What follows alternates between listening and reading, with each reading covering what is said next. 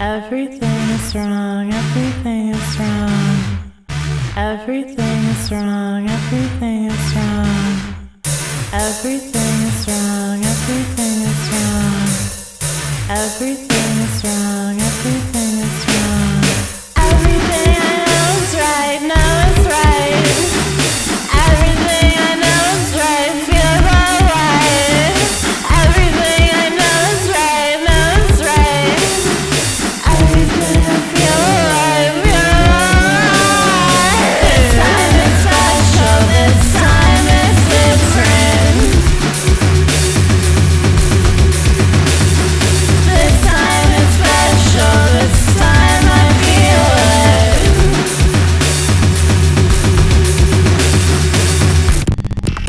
it. Anyways, this is gonna be a video about my problems with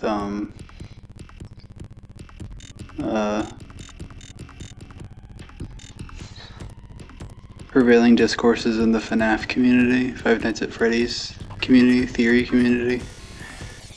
Specifically, I find problematic the discourses around GodDavid and sort of the whole theory industrial complex that has spread out of that. This genealogy you can trace back to different places, but I think essentially is the crystallization of the outcropping of channels that started last year at some point, maybe a year and a half ago, especially going back however far is these post-security breach channels, but I'm thinking about Gibby's Horror Homestead and T-Dreads and Withered Circle and Unweathered Truth and this collective. So that also applies to Rye Toast and dual process theory, etc. And now also game theory is reproducing these arguments.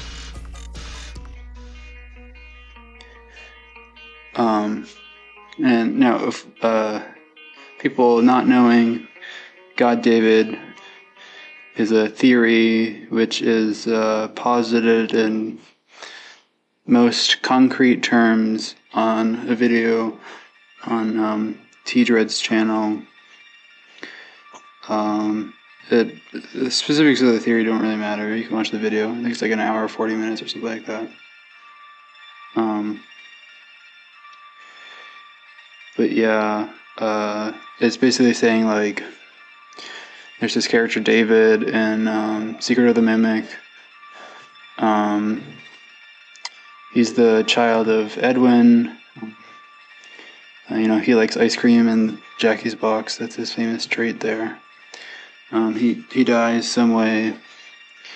And there's this character the Mimic, which is, big character in FNAF now.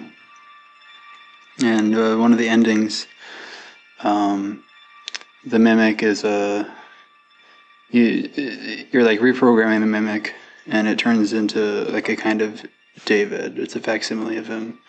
It adopts his personality. And essentially GodDavid is saying that somehow this mechanism is sublimated or adopted by William Afton, but also the narrative itself, and that it's reborn, and there's these sort of literal and figurative narrative reincarnations that happen through the medium of the crying child and then Gregory in these different eras of FNAF, the 1970s era and the 80s era, and now the security breach era, whenever that's taking place. That these are all kind of the same story, the same character playing out and again and again. And yeah, you can watch these videos. There's a lot of, evidence that people are pointing to. And the other genealogical trait or point that's relevant to mention is that GodDavid is essentially a development of ideas that are already been formulating. You can see this on like FNAFology's Loop Victim is talking about this. Other places are talking about this too. Sodal has this video. The second retcon is essentially articulating this, where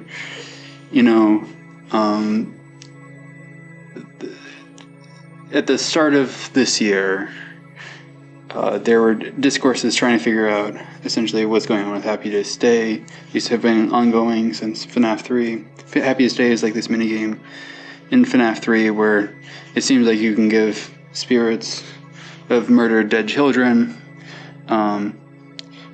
some kind of way for them to move on, but it's not clear, who all the spirits are, how this works, what happens in order for them to reach that point. And so a loop victim is this theory that somehow there's this theme of repetition, which is meant to explain the peculiarities embodied in the text of FNAF 4, where you have Toy Chica missing her beak, and you have, what seems to be a plush trap, or the character of Springtrap before Springtrap exists, before Toy Chica is thought to exist, but now, there are some people like, what's his name? No, it's not Andrew, it's Cosmo. Has a video about what the toys might have been. I think that's an interesting video. There's this flawed, of course, every video is flawed, but I think it's a, compelling sort of formulation. That's just besides the point. So this is sort of the pre-existing conditions. This is a popular theory, this GodDavid, that pretty much all of the prominent voices in the community are collective, or have rallied around it, and are working on pushing it in different ways. So you have theories like M3 and trying to figure out who is Glitch Trap. Is it M1 or M2? Is it M3? What's going on with these new games? And M3 is this, I can't get into it, you can look into it. I think Rytos has a video about it, which came as a result from, I guess, an interview that Rytos did with T-Dreads on his main channel, but on his podcast, his FNAF podcast. Also, Dual Process Theory's most recent videos about M3, and other people talk about it too. Especially post the release of the game, there's a lot of people talking about the color theory of what green and blue and orange mean with regards to the mimic, who's possessing it. People are reading this as kind of custody. But this is, that doesn't matter to what I'm saying though, because it's part of the same machine I'm talking about. So what I have written down is, my problem with GodDavid is that it seeks to capture all of the nuances and oddities, that is, with a T, and expansions and of post Ultimate Custom Night, Five Nights at Freddy's, into what's ultimately an Oedipal machine of the family. And there's some really negative byproducts that come as a result of this. But even if these things didn't come up, I think it's still inherently problematic, and I wish it was not happening. So yeah, even if you don't have people and I'm not trying to signal these people out, because I think it's just a result of this way of thinking that is the collective way of thinking right now. But what's his name? Glitch. I don't know, the Texan guy. I'll put it up on screen maybe. Has a video has several videos about this idea of Fiona's vengeful theory, this vengeful spirit. I think Nero Raven touches on this in a video of his as well. But this, theory about Fiona's vengeful spirit is fundamentally misogynistic. You can make evidence work for it, apparently, but the evidence, it just boils down to reproducing this imagination of woman as interchangeable,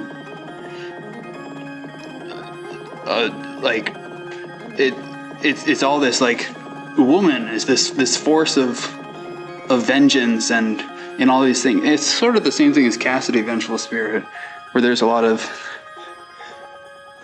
misogyny, and that's more problematic because it's putting a lot of problematic stuff onto a child. But anyways, I don't need to explain misogyny. If you don't know how it's misogynistic, I don't know how to tell you.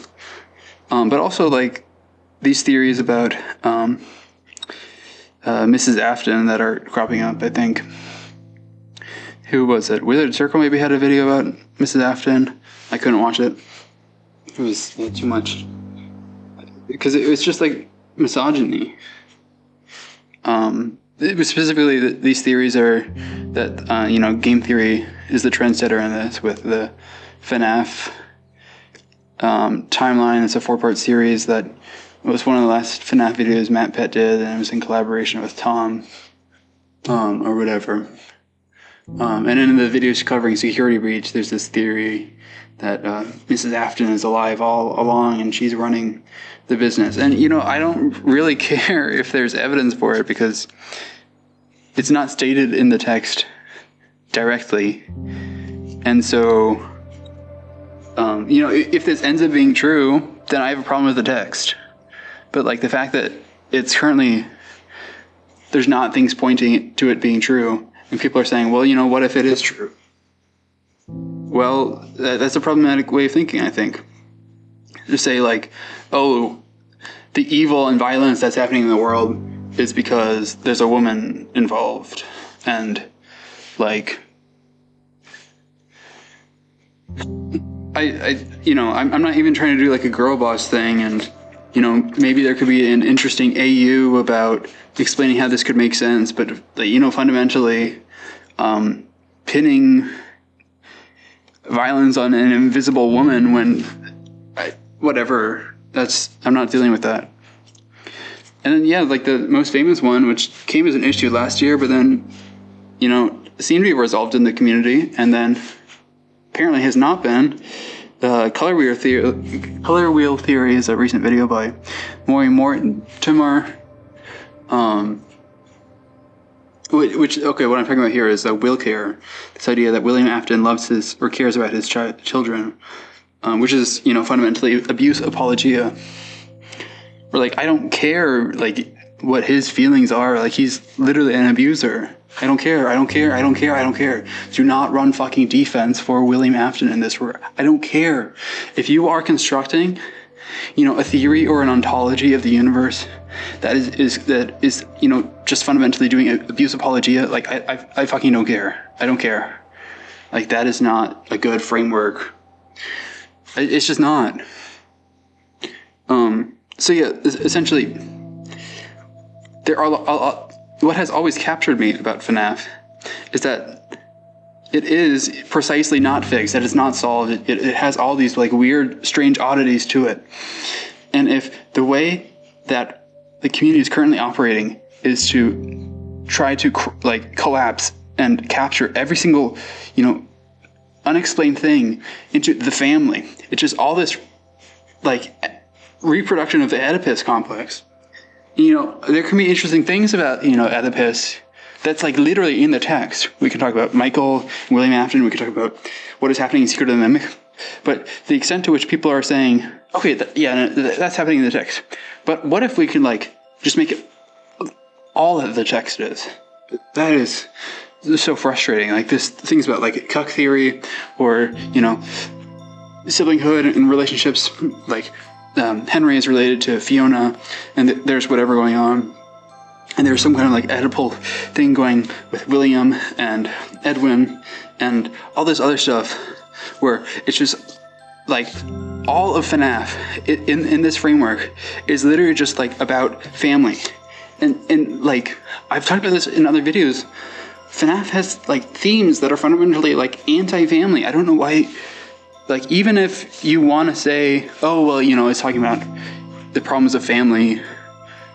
Like the community is doing the work to reconstruct the family. You are like, look inside yourselves. Realize that like you are the ones like reproducing this. It does not have to be this way, and that's what's so frustrating to me. Is because like there are other ways we can understand this, and like, you know, it's one thing. Again, if like the text chooses to go in this way and it states definitively in some kind of like clear and understandable way, is insofar as like FNAF ever is, that like I want to talk about the family. I want to talk about how everything that could be interesting is just, you know, a re-declaration of the family. And family specifically in these ways related to capital, ways related to power, ways related to gender, enshrining all these things. Is this like power relation strictly, where like, anyway, I don't have to explain the family, hopefully. But like there are so much interesting things going on, and like families that are broken or falling apart, and like all of these FNAF short stories, which I have not read, but which I understand as being about just how violent the family is. Like, spoilers, but like Twin Peaks as well, which FNAF has literally like said that it wants to be in conversation with. And like, that is a show which, you know, starts with being about the family, but it goes beyond that, because there are other things. The world can be in other ways. There are other ways to be.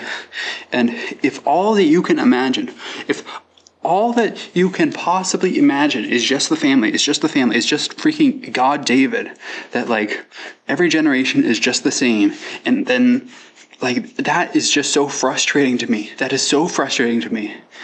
Like, I'm not even trying to say that like you're wrong, necessarily, like factually wrong. I don't care about the facts. I'm saying like, think about what you are doing. Think about, I don't like this whole logic of like faciality machines and the stuff of like trying to litigate like yes or no, and this, it's not even about faciality, because there's no schizophrenia. Okay, anyways, this, you know, operative logic of paranoia that has so long structured discourses in this community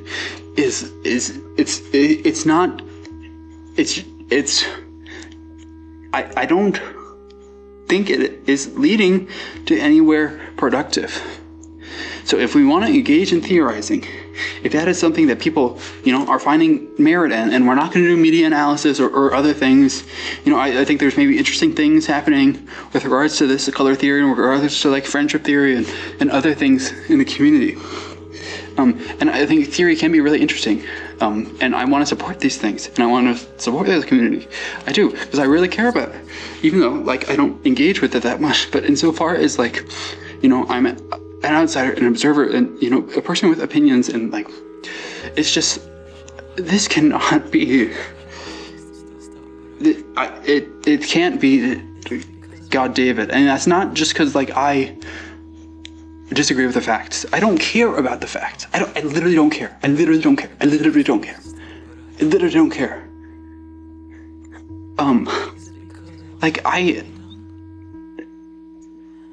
Like to speak to that,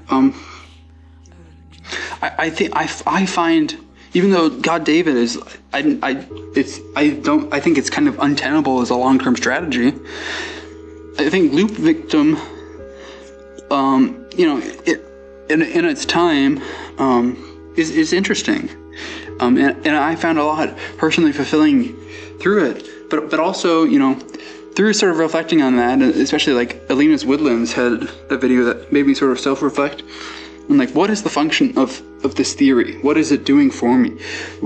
What is it saying about who I am, and how I am imagining things, how I'm imagining myself, how I'm imagining what the world could be, with even this fictional world, because like, you know, we construct these fictions, they don't exist preeminently.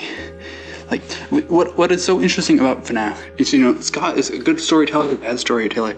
It doesn't matter at the end of the day, because it has always been a community endeavor. It has always been, this work of fans, and like, to what extent game theory or like these other channels who have like an industrial stake or economic say in the matter are fans. I think that they still are to some extent, right? But the point is that it's not sole author. Like, we have the ability to reimagine and to reshape, and it's nothing to say about retcons. It's nothing to say about any of this. But like, the book is not closed.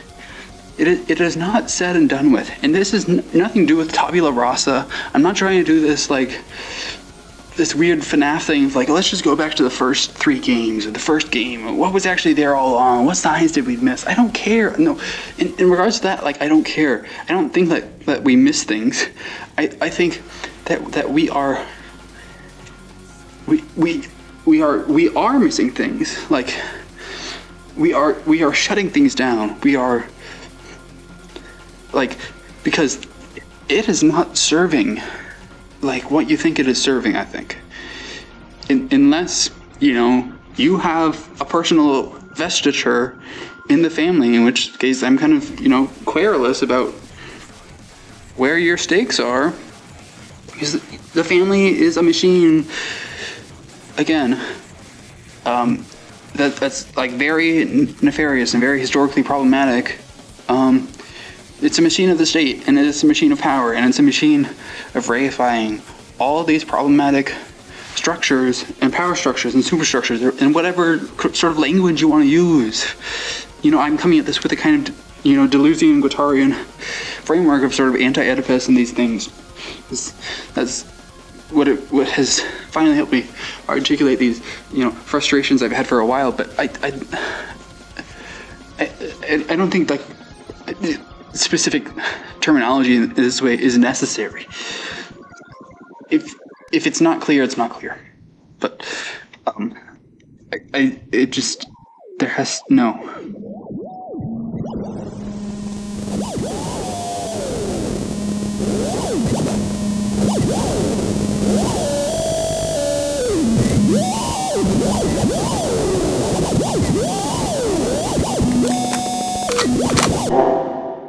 Everything